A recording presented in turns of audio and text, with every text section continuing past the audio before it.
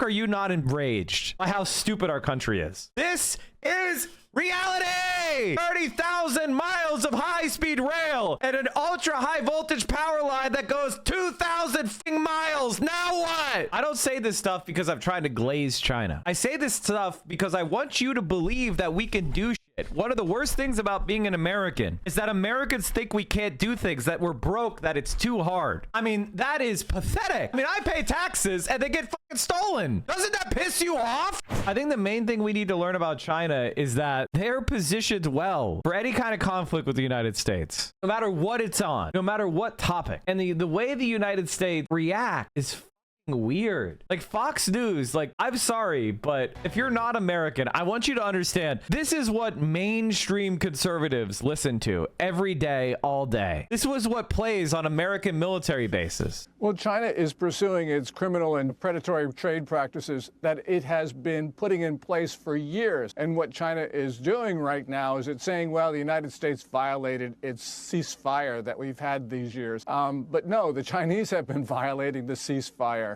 But in any event, the overriding reality is that China has been engaging in these practices and it's been unacceptable. And no American president before Trump was willing to do anything about it. So thank God we have got a leader who is protecting our economy, our workers, and our country. It's fucking North Korea. Like, people talk about North Korean news based on memes. I don't need to see, like, but when you actually watch Fox News, it is a fucking propaganda network. It's nonsensical. They never make an argument or provide evidence. They just give you conclusions. So 68% of all rare earth minerals by China. We're only at 12%. And yet, Gordon, we have lots of environmentalists and Democrats trying to stop us from mining our own rare earth minerals. And what is your answer to that? Because clearly, this is a national security issue. This is a national security issue. And it's not just the, mining rare earth, it's also processing them. Yes. Because although China has a 60% share of mining of rare earths, it has 92% share of the world's processing of rare earths. And that's where its near monopoly comes from. We need to do this in the United States. Canada needs to do it as well because they've got a lot of rare earths, especially in Saskatchewan.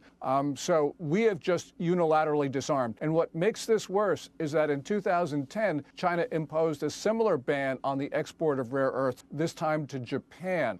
So we knew what the Chinese intended to do, but we did nothing to mine or process these critical minerals. Gordon, let me just ask you, because, you know, as people sort of look at this and you see the near monopoly China has on rare earth minerals that Rachel just showed, but who has the leverage here in this, the U.S. or China? We do, because we're the trade deficit country. Last year, China ran up a $295.5 billion merchandise trade surplus against us. In trade wars, it's the trade deficit countries that have little to lose. And China has never been more trade dependent in its history. So clearly, we hold the high cards. And yes, China can withhold rare earths and pharmaceuticals, but we can withhold a lot of stuff, including some plastics, as well as Boeings.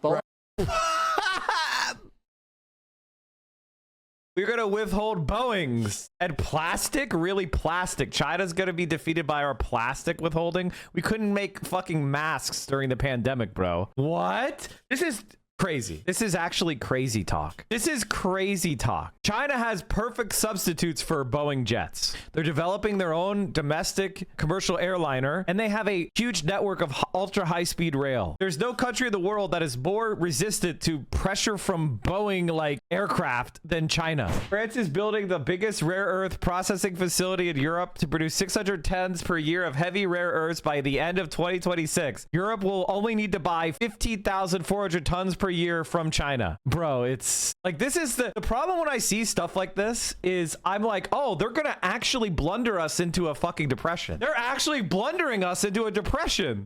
Parts and services. We could ground half their fleet if we wanted to. Right. So it's time for President Trump, I think, to make clear to the Chinese, we're just not giving up. Yes, indeed. And Xi has never been weaker. Yep. And we look forward to having you back. What the fuck are they talking about? China has never been stronger than right now. What are you talking about? Their economy is 10%, I'm sorry, $10 trillion bigger than ours. To talk more about this very important topic. Thank you, Gordon Chang. How Trump is making America great. Why we're going to lose the trade war and much more besides by Paul Krugman. This is mainstream center-left Paul Krugman, Nobel Prize winner in economics. Not some sort of like pro-China crank like me. This is about as mainstream and the economics profession as it gets. This is not some sort of crazy lefty position, okay? 6 months ago, Donald Trump announced his Liberation Day tariffs, huge tariffs imposed on just about every nation. As everyone noted, this announcement suddenly brought average tariffs back to 1934 levels. Less widely noted was the fact that long decline in tariff rates over the previous 90 years had been achieved through many rounds of international negotiations in which the U.S. and other nations solemnly agreed not to backtrack on past tariff reduction. The Liberation Day was, among other things, a massive betrayal of the world's trust.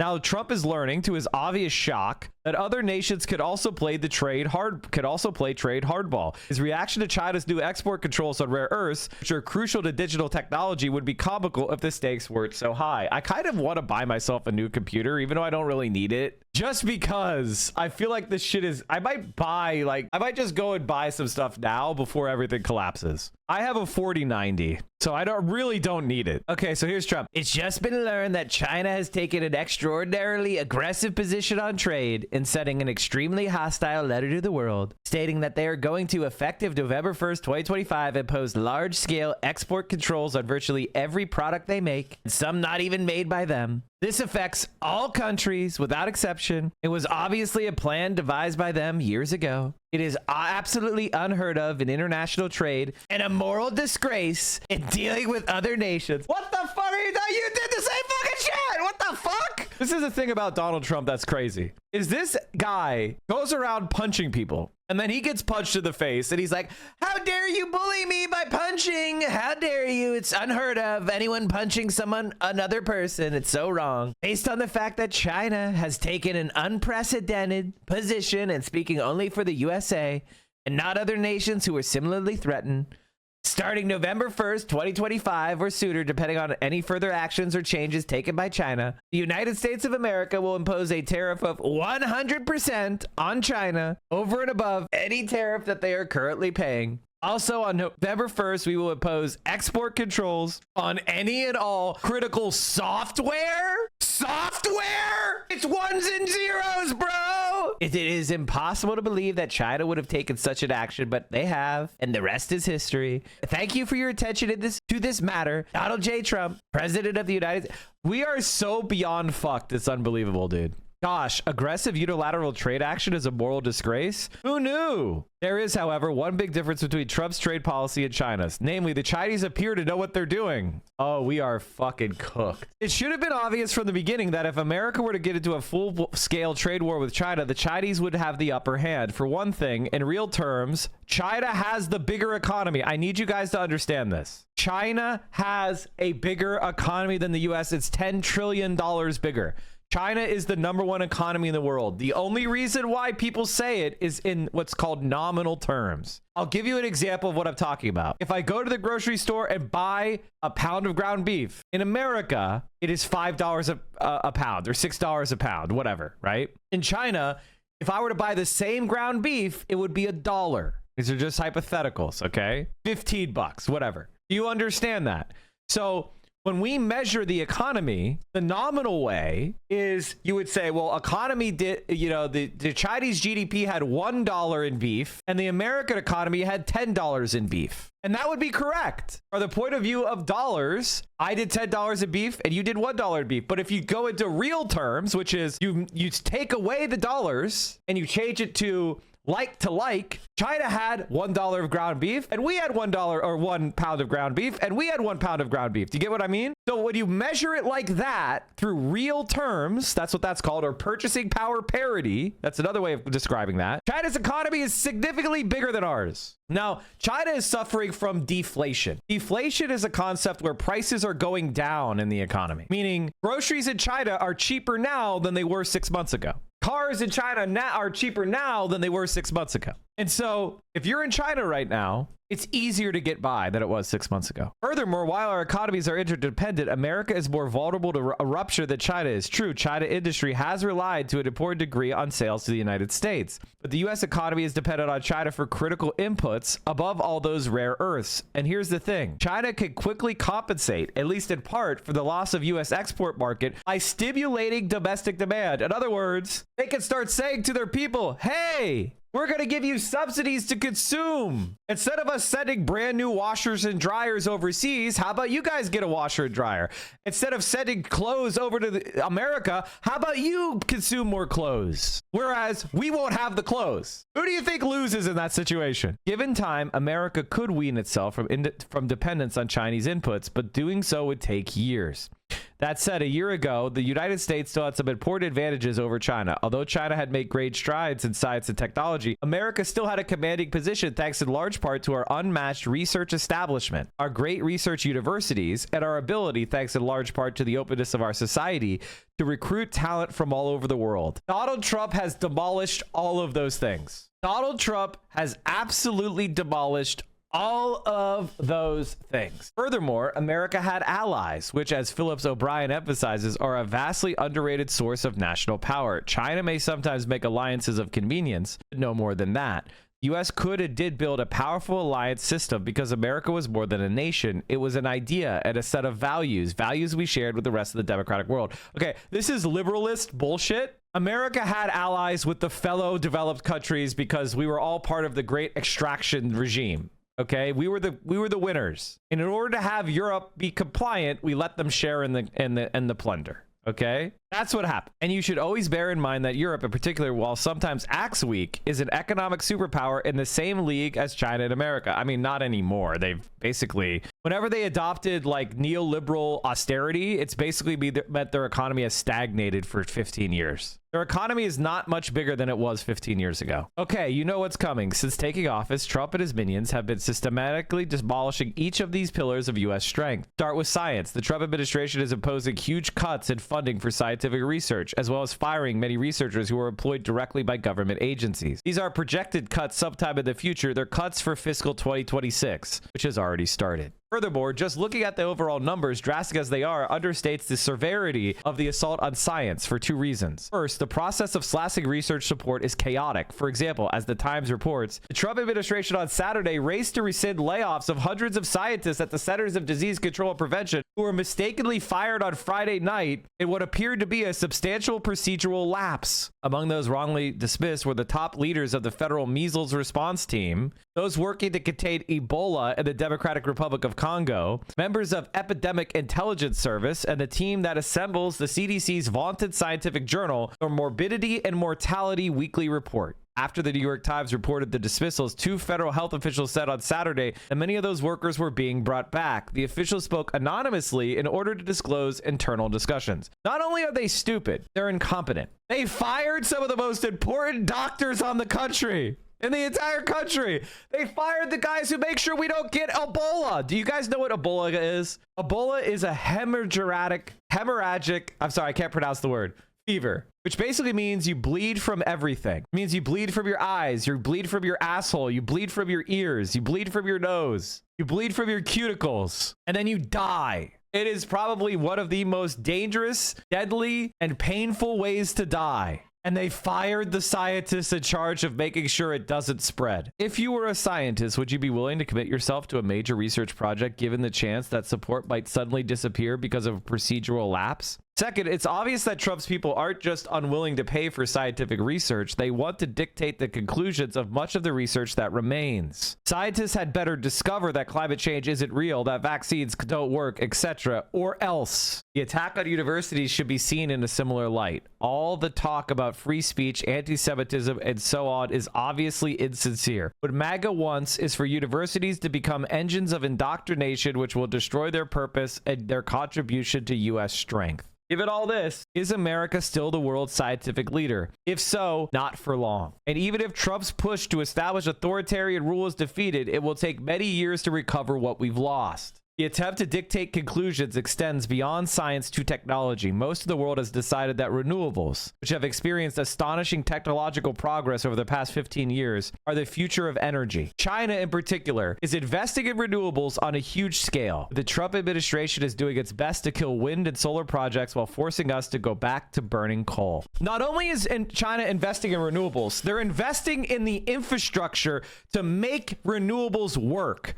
That means battery farms. That means pumped hydro storage. That means ultra high voltage direct current power lines. That means investing in advancing all sorts of other technologies. For example, building the largest hydroelectric dam in history in the Himalayas. They are building 150 new nuclear plants, and they are investing billions of dollars on a commercial fusion reactor. That means they want to create fusion technology that will turn hydrogen into helium. No fucking radioactive waste. You turn hydrogen into helium and you generate power. The same thing that powers the sun. So China is not just, we're not just saying fusion in 20 years and then waving our hand. They're actually investing the billions of dollars on the technology, and they are building it. I don't think people understand the difference between the way China operates and the way we operate. When I say they're building 150 nuclear reactors, that's not a projection. That means they're doing it. When I say they're building the largest hydroelectric dam in history, that doesn't mean that they're thinking about it. It means they're fucking doing it. They installed more renewable energy in the last 6 months than America has installed in its entire history. That's not my opinion. That's a fact. On the Tibetan Plateau, nearly, look at this. Look at this.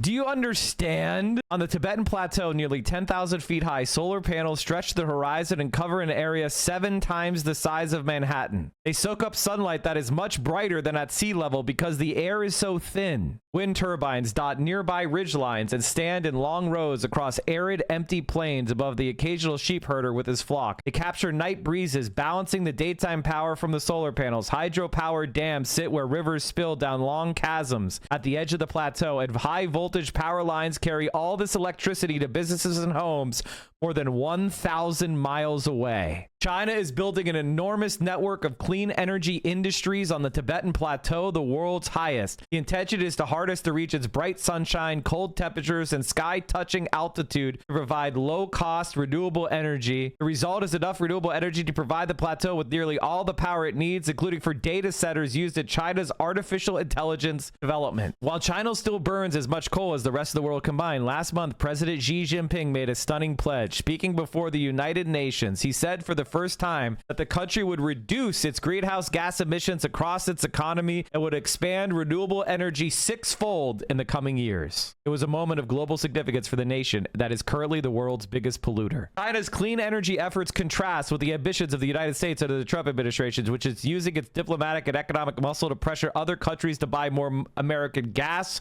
oil, and coal. China is investing in cheaper solar and wind technology along with batteries and electric vehicles with the aim of becoming the world's supplier of renewable energy and the products that rely on it. The main group of solar farms, known as the Talatan Solar Park, dwarfs every other cluster of solar farms in the world. It covers 162 square miles in the Ganghe County, an alpine desert in sparsely inhabited Qinghai, a province in western China. This is the Manhattan Island compared to the solar farm. No other country on the planet is using high altitudes for solar, wind, and hydropower on a scale as great as China's on the Tibetan Plateau. The effort is a case study of how China has come to dominate the future of clean energy. With the help of substantial government-directed investment and planning, electricity companies are weaning the country off imported oil, natural gas, and coal, a national priority. Renewable energy helps China power 30,000 miles of high-speed train routes and its glowing fleet of electronic cars. At the same time, cheap electricity enables China to manufacture even more solar panels, which dominate global markets and power artificial intelligence data centers. Electricity from solar and wind power in Qinghai, which occupies the northern third of the Tibetan Plateau, costs 40% less than coal-fired power. In China, in July, China's premier Li Qiang oversaw the groundbreaking 5 additional dams on the Yarlong Tispo River in southern Tibet, a region of China that is tightly restricted by the Communist Party and not open to Western Western journalists. China's new solar panel has a capacity of 16,930 megawatts of power, which could run every household in Chicago. Dislocating people for power projects is politically sensitive all over the world.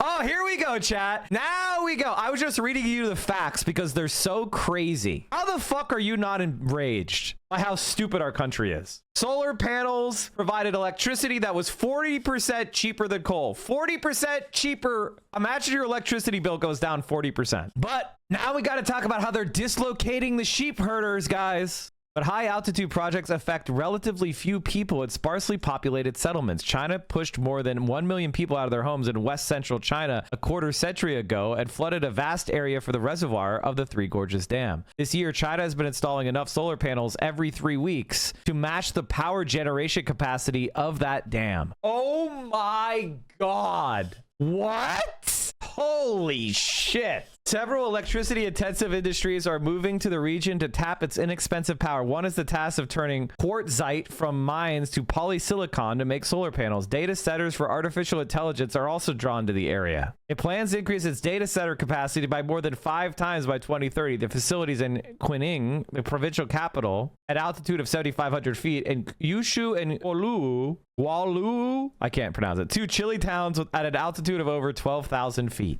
The data centers consume 40% less electricity than their main operating costs than similar ones at sea level because air conditioning is barely needed. Air warmed by data centers' computer servers is circulated through underground pipes to heat other buildings, replacing coal-fired boilers. It's so obvious. Imagine if you didn't have to pay for heat because the local AI data center was setting heat to the whole community. But Mike, we can't make money from charging them for heating their house. That's stupid. That's called a win-win. We don't like that. Connect the data center's computing power to many of China's technology companies. Data is transferred from Shanghai to Jinghai on China's national fiber optic grid. What you have glossed over is the fact that most of this power is wasted because they do not have the infrastructure to get the power generated to where it's most needed. That's not true. And there's another article about it. That they just published like yesterday. Oh, here we go. In China, the longest ultra high voltage power line stretches more than 2,000 miles from the far northwest to the populous southeast, the equivalent of transmitting electricity from Idaho to New York City. This is reality. 30,000 miles of high-speed rail and an ultra-high voltage power line that goes 2,000 fucking miles. Now what? The thing about my stream and my content is I try to make sure you guys actually know the facts. So when people talk about China, they don't do so in a warmongering way. They do so in a, wow, we should be doing that too. And China is not our enemy. And so when we talk about this reality about China, about how we're getting completely fucking cooked, this is why. America's system of alliances is in tatters. Trump sees other democratic nations not as brothers in arms, bound to us by shared values, but in effect as vassal states he expects to pay tribute. In any case, while Trump doing his best to establish authoritarian rule, it's unclear what values, if any, we share with our erstwhile allies, dominating the third world. So we may be entering into an all-out trade war with China, having destroyed the non-trade advantages America used to have in the form of scientific leadership and major allies. As a result, it's just a question of which nation could do the most damage to the other. And if those are the terms on which the trade war is fought, it's clear who is in the stronger position. China wants access to the U.S. market, but America needs Chinese rare earths and other inputs. America is going to lose this conflict. You might ask why, if China has this much economic leverage, it hasn't exploited it in the past. My answer would be that in part that America used to have important strengths that Trump has thrown away. But perhaps even more important, nobody really wins a trade war. Even if the United States ends up crying uncle and making humiliating concessions, which seems the most likely outcome, China will end up poorer than it would have been if there had been not been a trade war in the first place. But Trump decided to start a trade war. And now that it is happening, America will take a bigger hit than China, both to its economy and its reputation. It's bad when the world sees you as a bully. It's worse when the world also sees you as weak. The man who promised to make America great again has probably ended our position of global leadership for the foreseeable future.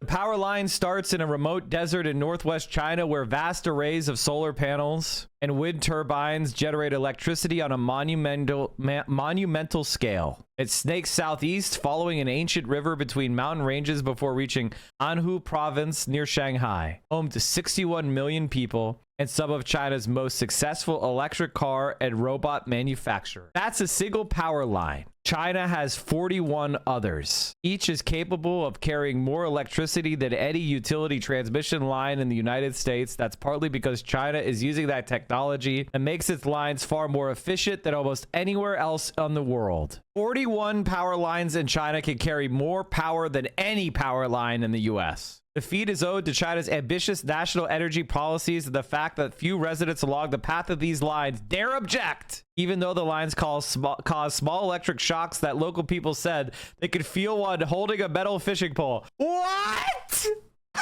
As long as you don't fish directly underneath the wires and keep the fishing line from getting tangled in the wires, it's basically fine. Chu He, an air conditioning repairman, said matter-of-factly, showing off a 6-inch fish he had just caught. They're trying to say that Chinese people are scared to protest the amazing technology that's being installed all over their country to make their quality of life better. China's aggressive embrace of clean energy technologies. Am I losing my mind? I can't believe you've aggressively embraced that wind farm. What the fuck? Did Don Quixote read this shit? Like, did he write this? How dare you aggressively embrace them? You are an ally of the giants. Like, what the fuck is going on here? At a faster pace than even its own government expected or planned, has left it with an unquenchable thirst for electricity. Now they're super greedy. They use a lot less power than we do per capita, but they're the ones with the unquenchable thirst. Half the country's new cars are battery powered, and 30,000 miles of high-speed rail lines run on electricity.